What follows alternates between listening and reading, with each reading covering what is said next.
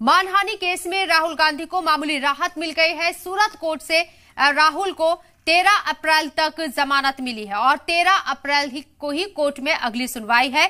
अब सबकी निगाहें 13 अप्रैल की समाअत पर टिकी है, लेकिन इससे पहले सियासी गलियारों में कोहराम मचा हुआ है। बीजेपी कांग्रेस पर हमलावर है, तो वहीं कांग्रेस बीजेपी को जमहूरियत के लिए खतरा बता रही है। राहुल गांधी ने भी ट्वीट करके कहा है कि ये लड़ाई जमहूरियत की लड़ाई है। वहीं बीजेपी का कहना है कि राहुल की इमेज सुधारने की कोशिश की जा रही है। सियासी इल्जाम तराशियों के और रद्द अमल का दौर तो जारी रहेगा, लेकिन इससे कब्ल कोर्ट में क्या हुआ, देखिए रिपोर्ट। कांग्रेस के साबिक सदर राहुल गांधी को मानहानि मामले में जमानत मिल गई। सूरत की अदालत में उनकी अपील पर अगली सुनवाई 13 अप्रैल को होगी। 13 तारीख को अब उनकी जो कन्विक्शन है उनको स्टे करना चाहिए कि नहीं करना चाहिए, उस पर दलील होगी दोनों पक्ष से। फिर कोर्ट अपना ऑर्डर सुनवाएगी और अगर कोर्ट कन्विक्शन स्टे करती है तो फिर उनकी सदस्यता के मामले में आगे कार्रवाई हो सकती है। जमानत मिलने के बाद राहुल गांधी ने ट्वीट किया, ये मित्रकाल के बरअक्स हैं, जमहूरियत को बचाने की लड़ाई है। इस लड़ाई में सच्चाई मेरा हथियार है और सच्चाई ही मेरा आसरा है। बता दें कि राहुल गांधी को सूरत कोर्ट से जमानत मिलने के बाद उनकी बहन और कांग्रेस जनरल सेक्रेटरी प्रियंका गांधी वाड्रा ने भी ट्वीट किया।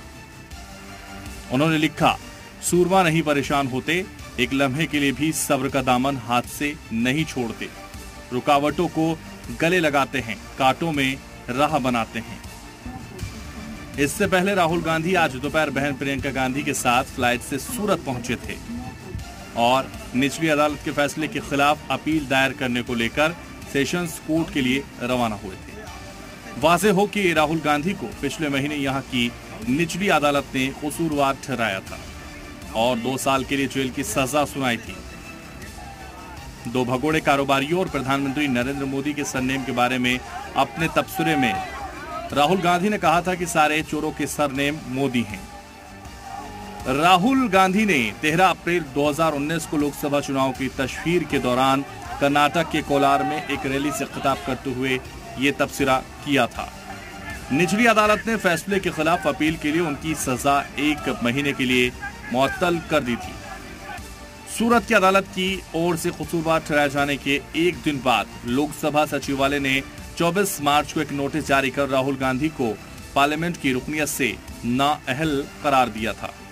अब 13 अप्रैल की समाअत पर सबकी निगाहें टिकी हैं। ब्यूरो रिपोर्ट, जी मीडिया।